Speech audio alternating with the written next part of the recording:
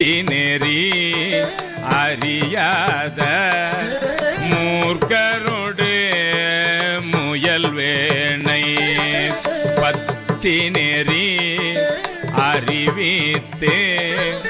பழவினைகள் பாரும் வண்ணம்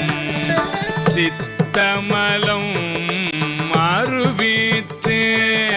சிவம் ஆக்கி எனையாண்ட சித்தமலம் அருவித்து சிவம் ஆக்கி